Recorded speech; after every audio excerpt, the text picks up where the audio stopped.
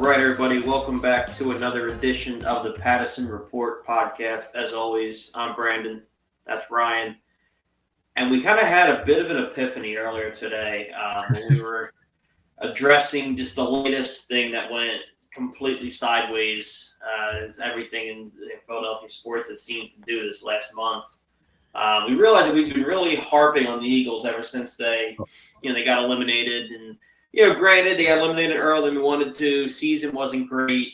And we're not done harping on the Eagles. We're going to circle back to that. But the Phillies have kind of stolen the show. And when you're talking about ineptitude, we see what happened with, the Nick Sirianni's coaching staff, and Dave Dombrowski said, hold my beer. I'm going to make some dumb moves in myself, take some heat off of Nick across the street.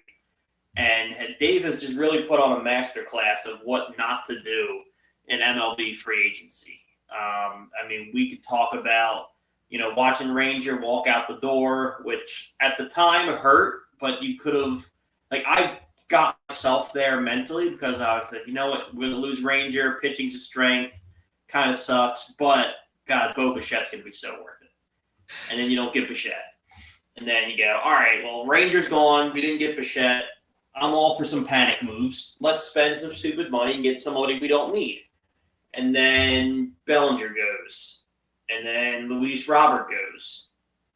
And then not that we're in the market for him, but then Freddie Peralta goes. The latter of those two to the Mets, along with Bichette. So Phillies fans have now had to watch their football team lose way earlier than anybody expected. You try to shift over to Philly season for hope, and you realize that we lost a fan favorite Swiss Army knife pitcher, replaced with nobody. Bo Bichette and his camp used us to get the number, and Dave got outmaneuvered. Then you watch the outfielder you've been quietly keeping tabs on for 2 years go to the division rival. Then you watch that same division rival add a frontline starter, and we're sitting here with our hands in our pockets re-signing JT to the most expensive deal any catcher got this offseason by a huge margin. Everything sucks, Ryan. I'm sad. Look, I think this is the worst MLB offseason that any team has had thus far. If you were to grade them 1 to 32, I'd put the Phillies in dead last. Yeah. It's just how it goes. Those mid-market teams, they have limited money to maneuver with. But the Phillies, Middleton says he has this big stack of cash. I know we have a lot committed to Bryce, Trey, and all those other guys. But, man, oh, man, is it just a disaster in Philadelphia? I don't even know where we want to start. The Bellinger one, that was kind of out there. He was probably always going to go back to the Yankees. That one doesn't hurt all that much. But the Luis Robert one, the Bichette one, those are daggers right through the heart, man. It's just there's nothing really to point optimism at. And it's just so bad. I don't know how we go from we won 80 so quick from, this is great. Oh, we played the NLCS World Series. Oh, we won a Super Bowl. And now it's just 2 years later. We're like, what happened? Yeah, our football team gets bounced in the first round by an injured Niners. Our baseball team suddenly can't make it past the first round 2 years in a row. The uber-aggressive GM that we were told was going to decimate our farm system to bring in star talent suddenly became gun-shy when he got to Philadelphia. And now we're watching the Mets, who we've kind of gotten to laugh at the last few years. Granted, they beat us in the DS 2 years ago. But by and large, we've kind of had the Mets number until recently.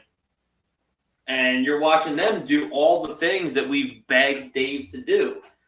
They have an objectively talented team as it sits. They should have been better than they were last year. But they cut ties with some of these some of these long-time Mets. Some of these guys who were, the fabric of the team, which Dave doesn't seem to have it in them to do. The Mets did those things. They moved on from these pieces who were good players, but never found the way to win in Queens.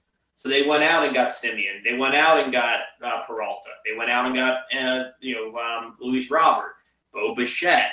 They pushed their cards to the middle. And, it kind of feels like Dave is just, he's kind of just thrown it in neutral.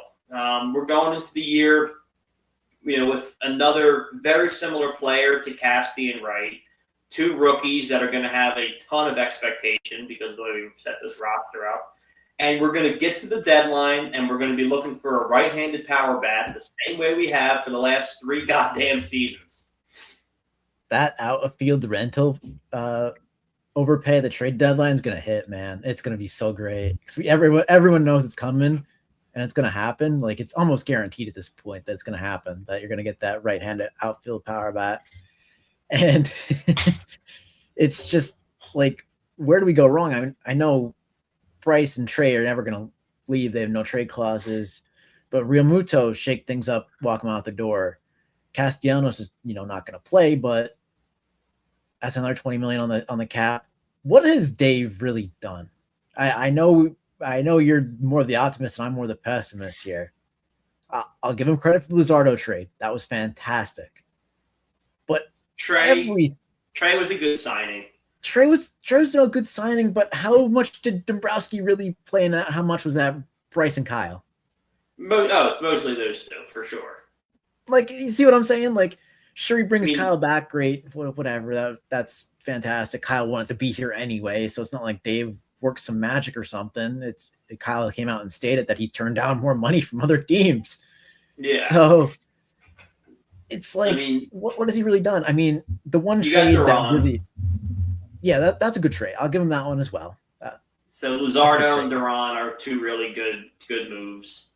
But you have to have more to compete with the Dodgers and the Mets and what they're doing. And I'm with you. I mean, we're looking at Dave's tenure and going, okay, some good moves, or we have those two off the top of your head.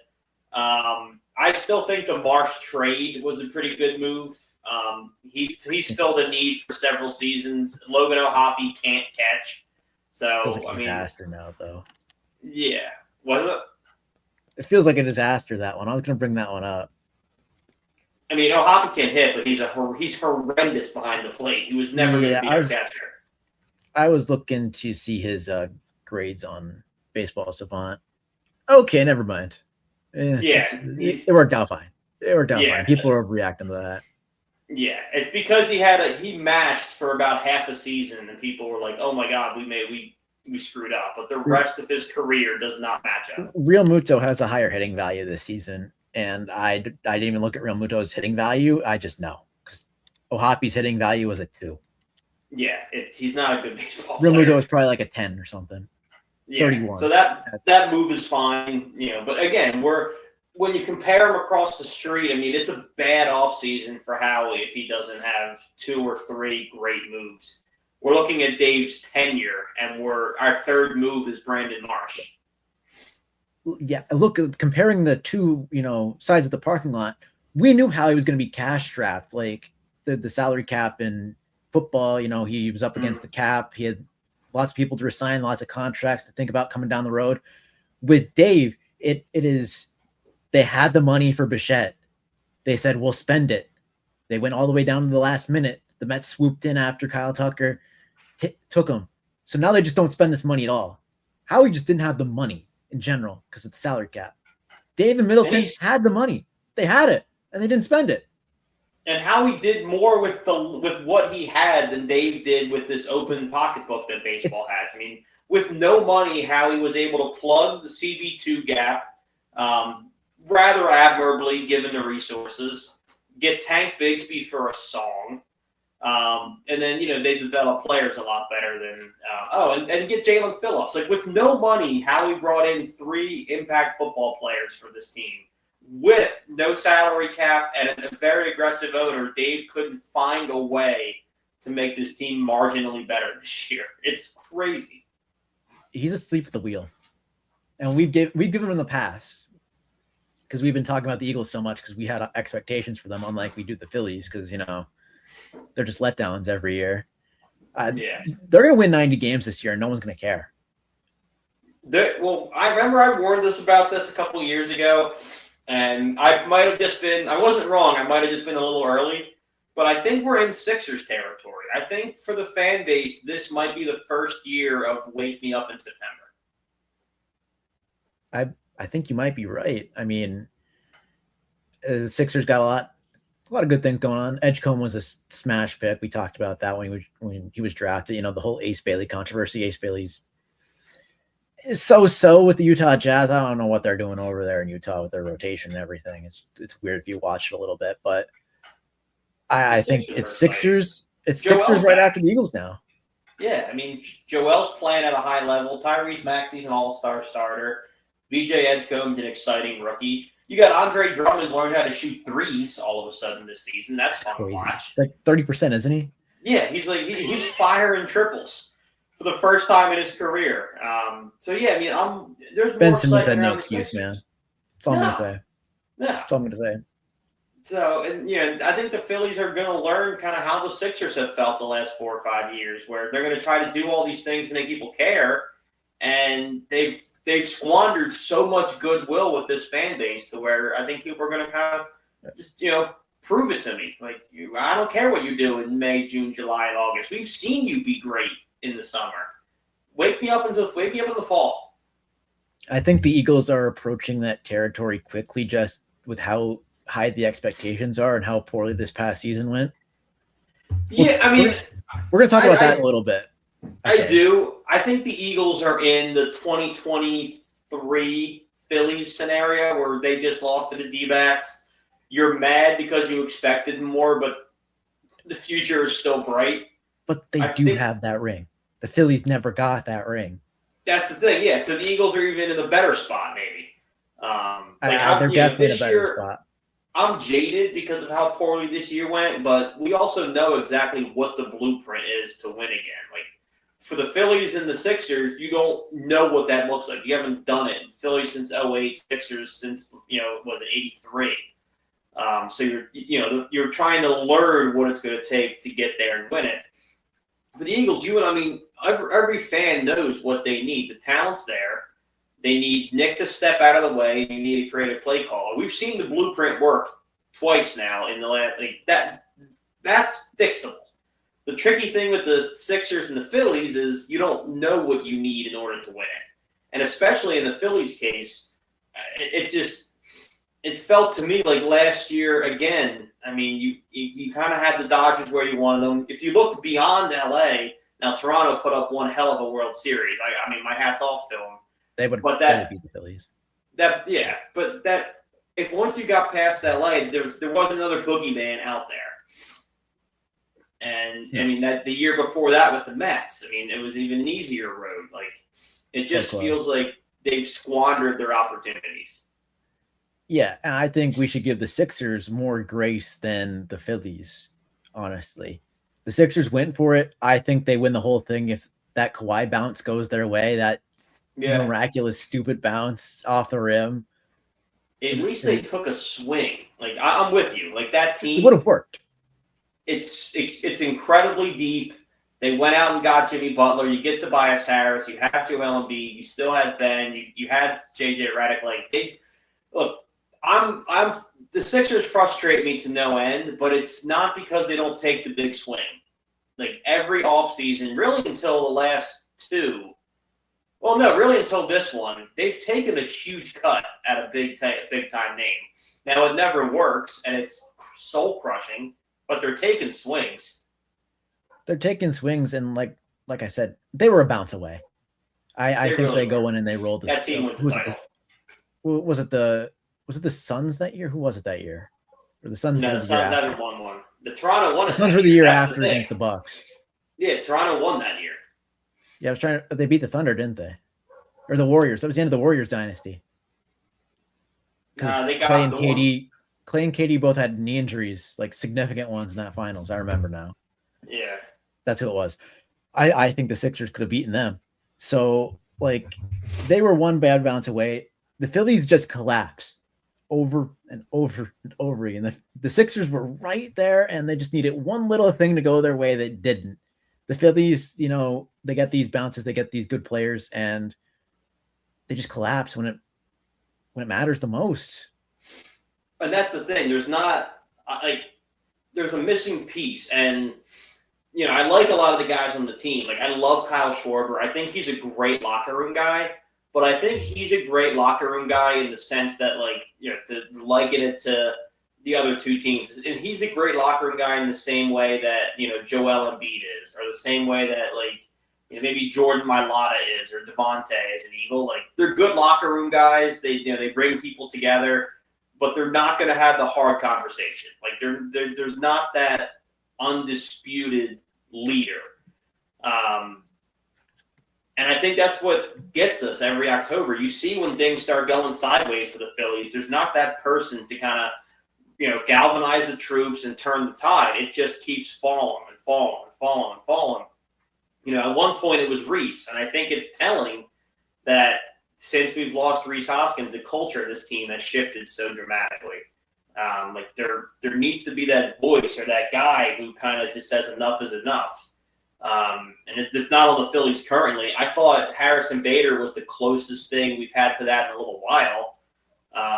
But they haven't shown interest in bringing him back either. So there's something fundamentally flawed about that roster. And I'm not even talking between the lines. Yeah, I couldn't tell you what exactly it is.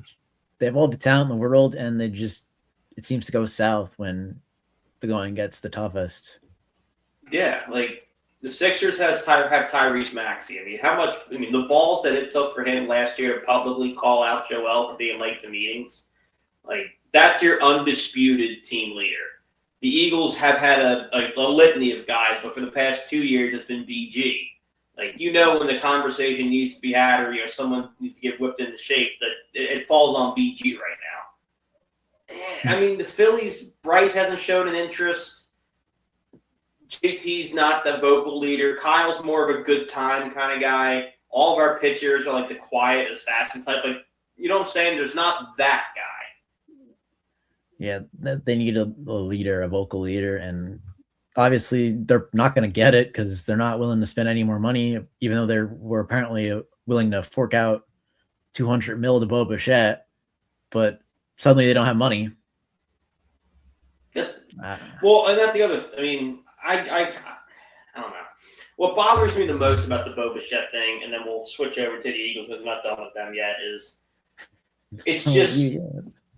I know we had the money, and I just, for the life of me, I'm in sales for a living. This is my day-to-day for 5 years has been just kind of these, unwritten rules, negotiations, and things like that. How on earth do you, as Dave Dombrowski, one of the premier GMs in baseball, the way you view yourself, agree to a number, agree to terms, and let him walk out the door and go, well, we'll get to it tomorrow?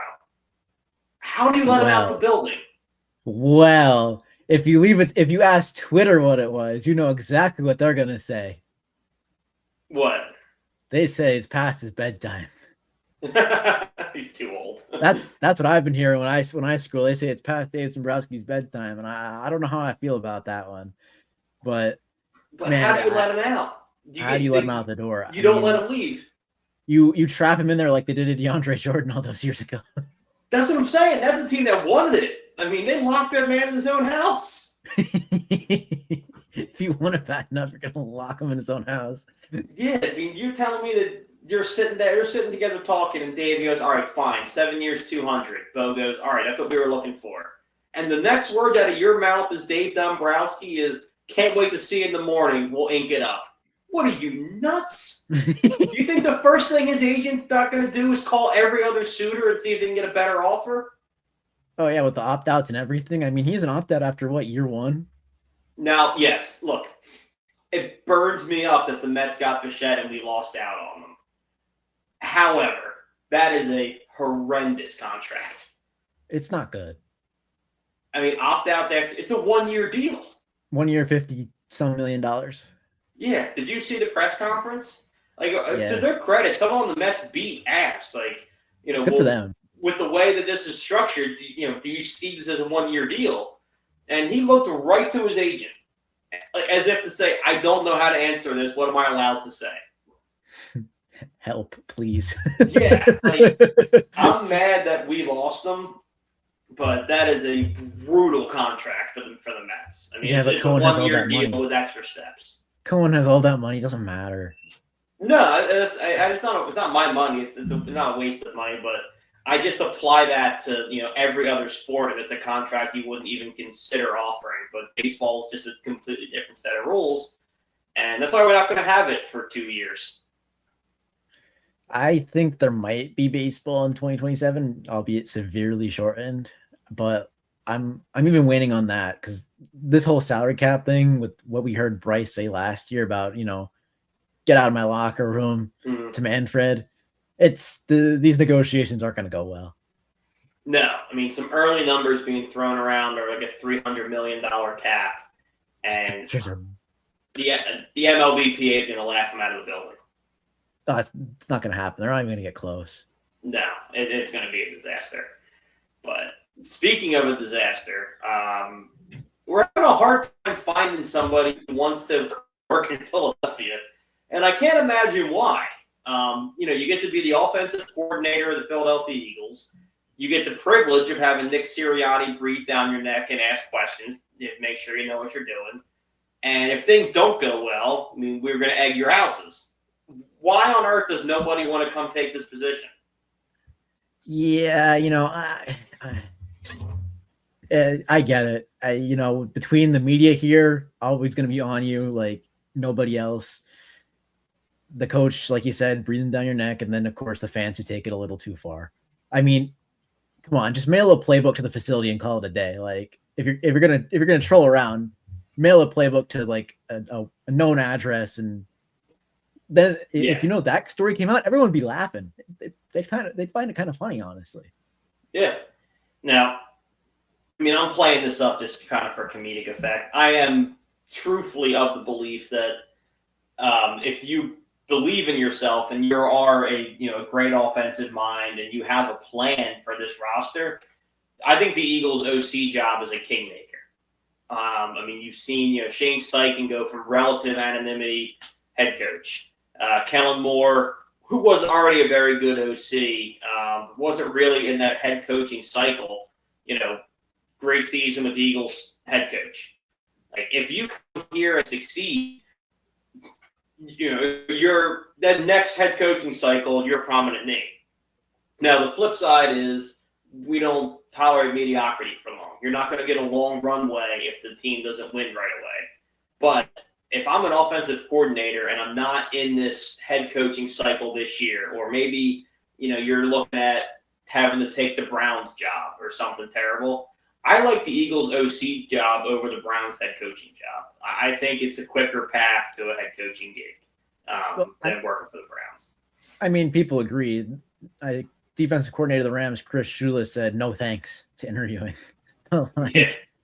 It's not a desirable job, and especially when you're attached to a GM, that's a whole different head coaching thing, which we'll probably talk about next offseason after Nick gets maybe fired, because they're going to be attached to Howie, because Howie has probably the longest leash in the sport outside of Jerry Jones, who owns the team. Yeah. Outside of people who own the team partially or have some stake in ownership that manage the personnel aspects of it. But man, oh man, it's tough because you see they promise full autonomy of the offense, and I don't think Kellen got that. You look at the pace of play that he's had the past couple of years. They've been like 1st, 3rd, 5th this year with the Saints. Eagles 24th. Yeah. I think Sirianni has too much influence on this offense and this team, and I think he's one of the main reasons why no one wants to work for the team. I mean, I've said this so many times. I argue with my dad all the time. I'm like, have you ever seen this guy like talk scheme? Because I haven't, and I mention that every so often on here.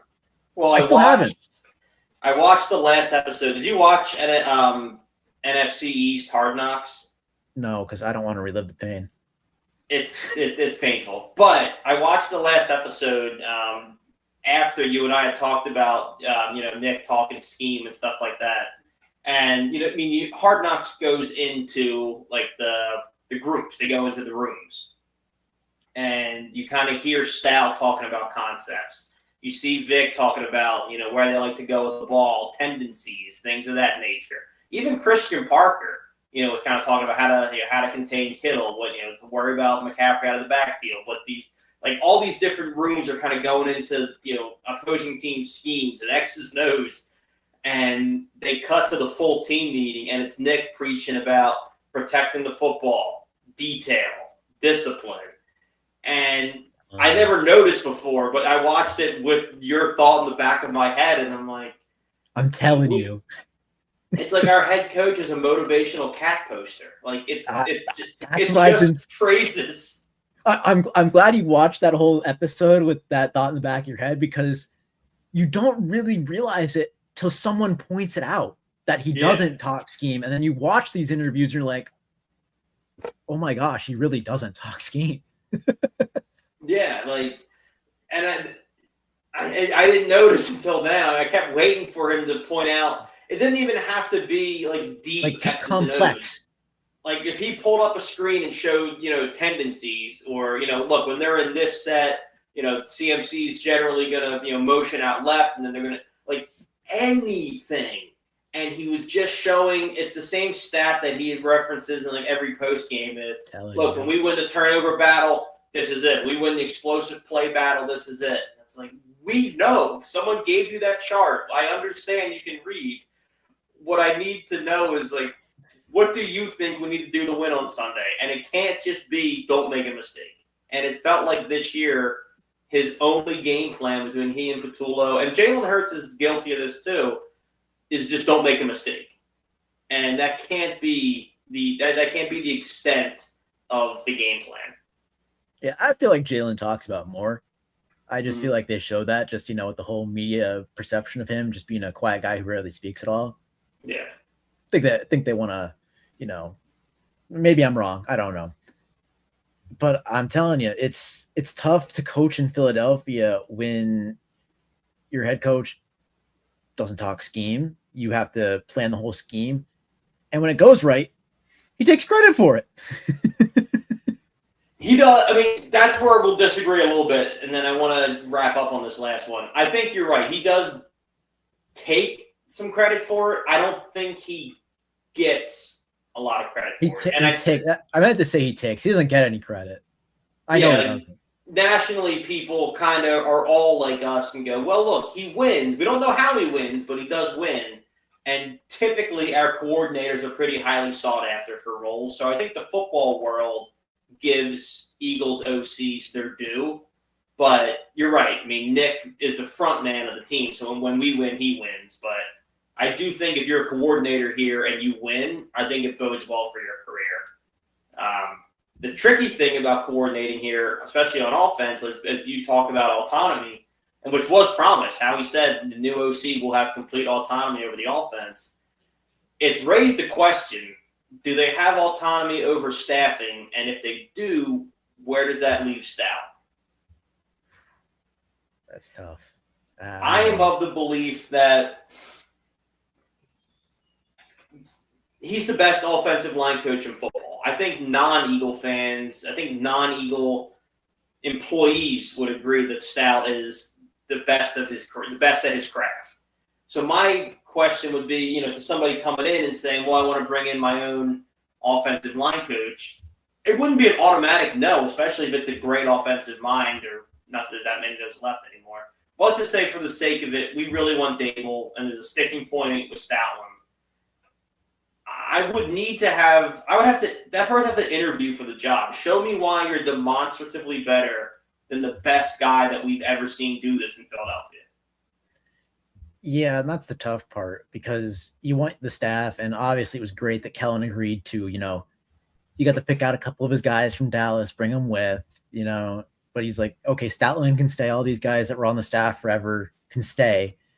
That was the beautiful part of it. But now it kind of feels like an unwanted job, because the head coaching, you don't get to pick all of your staff. Like Mike McDaniel's probably going to bring a ton of people over from Miami, it feels like, to LA.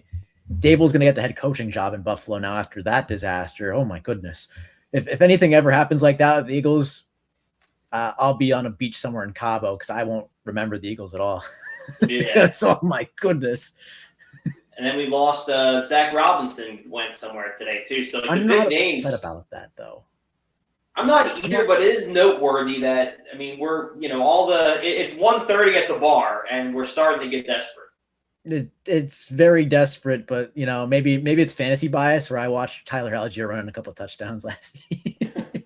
Maybe that's a little biased, but there were some schemes that weren't working for him, but they didn't have the receiver talent because they had no one past Drake London, and once Drake London went down, it was just a whole room of undrafted guys. So maybe it's unfair to judge. But you have the whole AJ Brown trade situation looming over this team. You have a bunch of stuff. I mean, Joe Brady's still out there. I'm okay kicking the tires on that. He didn't have enough wide receiver talent because the guy who just got a promotion, funny enough, didn't bring in the right wide receiver talent. And then, did you see that interview? I want to bring that up real quick because if that ever happens with the Eagles, like, this city's going to explode. Absolutely.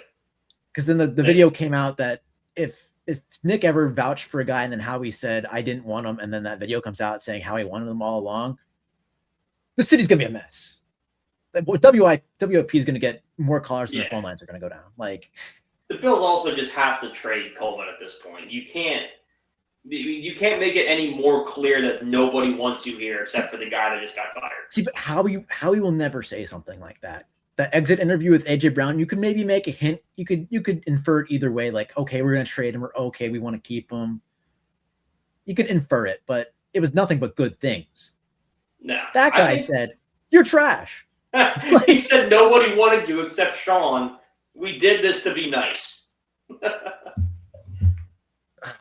That's a mess. But anyway, besides that, like I said, Joe Brady did not have a fair shot. And it did not look like management gave him a fair shot either from what went on in the higher up office up there.